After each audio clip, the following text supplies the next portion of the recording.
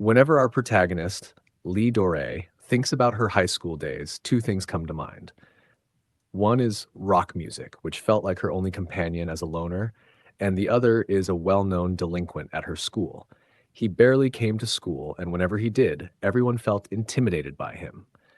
Doré was no exception, so she always kept her head down. However, one day he suddenly took her phone and asked if she listened to rock music. She was so scared that she thought she was about to die, but he simply said that he liked Shine Blue too. He then asked how she knew their song Meant to Be, since it wasn't very popular. She replied that she streamed all of their songs and that this one had affected her the most. She got carried away and started rambling about other songs she liked. He stopped her midway, calling her Four Eyes because she wore glasses, which frightened her. But then he unexpectedly complimented her, saying she really knew her stuff, which surprised Dorai. It turned out they had similar interests, and after that, they started talking quite often. The more she got to know him, the more she realized he was nothing like her first impression of him. In fact, it went beyond that. She began to like him. Along with that, she also heard various rumors about him. Some students even warned her, saying he was vicious, that he beat people up and took their money, and that she was an easy target for him. Even so, she wanted to believe he was a good person, though her delusion came to an end very quickly. One day, as she was leaving school, he stopped his bike in front of her and told her to come to the back gate on May 1st, emphasizing seriously that she should come alone. Then he left. His expression was so intimidating that Dore was certain he was going to beat her up. From that moment on, 1,000 frightening thoughts raced through her mind. In the end, she didn't go to the back gate that day. More precisely, she couldn't. She expected him to be furious, of course, but he never acknowledged her again. After that, around June, she transferred schools and never saw him again, not even once in the 5 years since. Now, Dore was in university, and strangely, around this time of year, she always found herself thinking about him, maybe because it was almost May.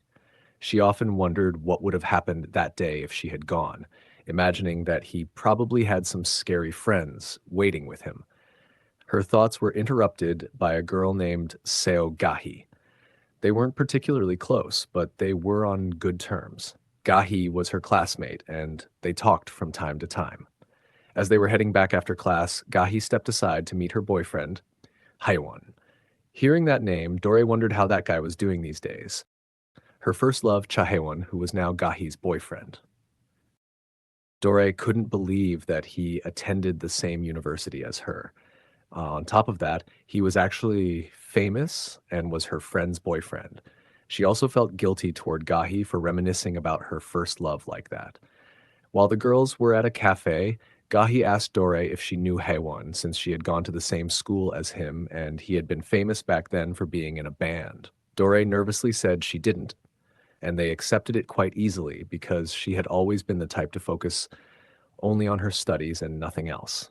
Meanwhile, Dore thought that even if she had said yes, it would have been awkward because Haewon probably didn't even remember her.